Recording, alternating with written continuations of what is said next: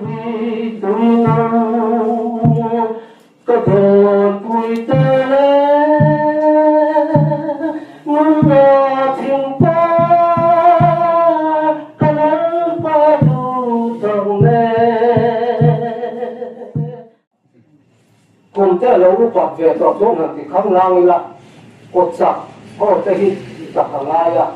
có thể chỗ là chỗ cái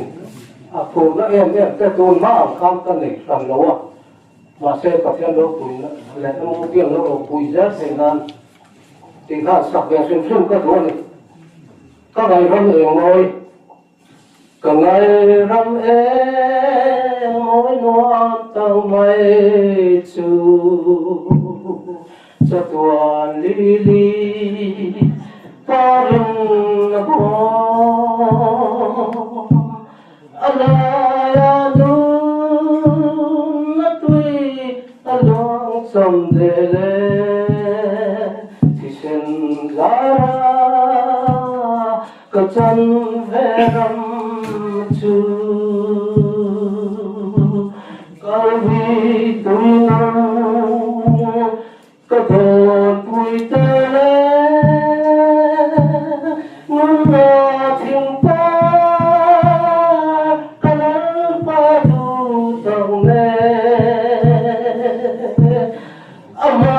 mà tôi bây giờ mà cần xem ra xóa là lúc này mệt tuổi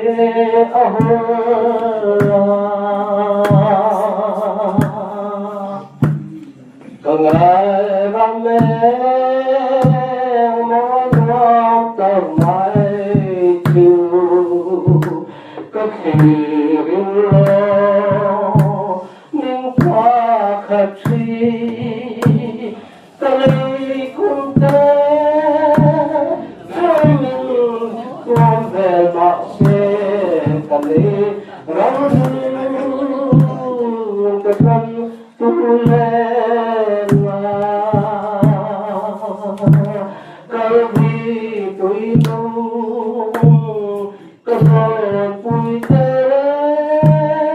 muốn là thiên ta cái lớn ba đủ tầng lên mà tôi bây giờ mà cần xem ra xóa ra lúc này mệt tuổi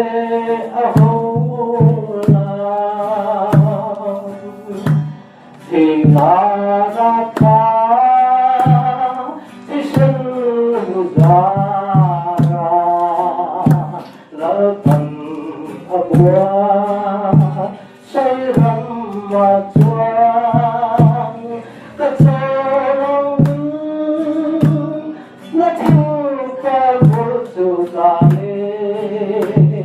nằm lại xuyên cô hiền mà xe cái gì tuổi cái đời vui thế muốn lo thiên ta cái lớn ba đủ tông lên và tôi bây giờ và cần xem ra xóa là lúc này mệt tuổi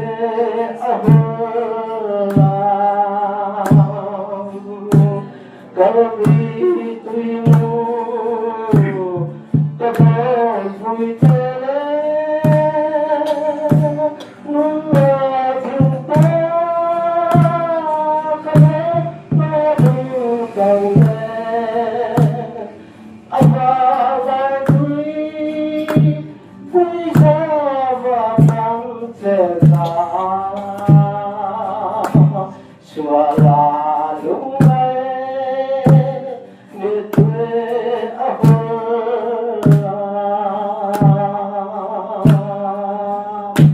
nó con nó cũng không được xe